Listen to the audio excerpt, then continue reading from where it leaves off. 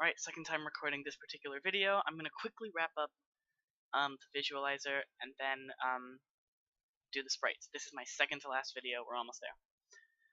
So the visualizer has a list of commands that it executes. It has the one model, all these commands, the collision volume, the bounding sphere inherits from collision volume. It has a center and a radius, and when a B-sphere is shown, it creates a command based on the center and radius, which creates this S, which is the world matrix. It also gets a color, and when this is created through the command factory and then executed in the visualize all, it is the one unit sphere is rendered to the screen based on this world matrix. And all of this happens, the commands are created during the collision test pair execution, and then they're visualized in the visualizer. So moving on, here's my command diagram for my sprite. It has these four values for manipulating the sprite, a few accessors, a render function, and an overloaded sprite constructor. The way that I set up the sprite is that the sprite itself is not an exable class.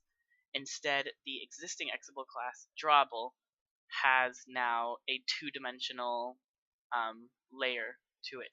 It is identical in most ways to the 3D aspect of drawable, but the 2D draw function is not mandatory to have in a drawable.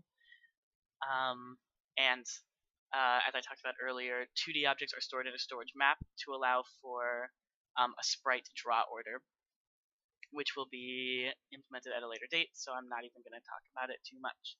But the registration is done in the exact same way. Here are the commands. The drawable manager renders the 2D elements after the 3D elements, and all of that is done in exactly the same way. So the risk I think that I took with the sprite is making these four items public and accessible as that. For me, the benefits of being able to easily increment and decrement the position, the origin, the scale, and the rotation were worth trying out this, and I didn't get docked on it last week, so hopefully this won't detract from my final grade. But I thought about how simple it was to just add a plus plus on these, or to plus equal them. When I was making Centipede, it was a lifesaver to not have to deal with matrices, so that's what I've done with this two-dimensional stuff. And this all works because we have a special render function. This is the CPP. In our sprite render, we calculate the world matrix with all of the rotation, origin, scale, and position data, set the world, and render directly to the 2D camera, so the user never has to deal with any of this. That 2D camera is loaded up by default from the camera manager. Here we have that stored here. It also has an accessor in case the user wants to, for some reason, get at it and use it. Here is the CPP file for the camera manager, and here in the initialized default camera, we have the 3D camera setup and the 2D camera setup. So all that is done for the user. They don't need to worry about it at all. And that's great. Love it. Love my users. Sprites. We did the header, we did the class diagram, we did the data structure, the map, the constructor. So here's my sprite CPP again. Here in the overloaded constructor, we have only, you would notice, a key and a rectangle. I assume that's what rect stands for. And so when we load this up, we have the model already built in. We have the shader already built in.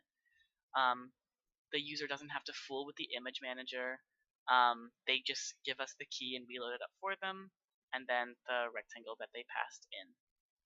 So that is for the constructor. Position, scale, angle, center, etc. Correct, we did it. Draw.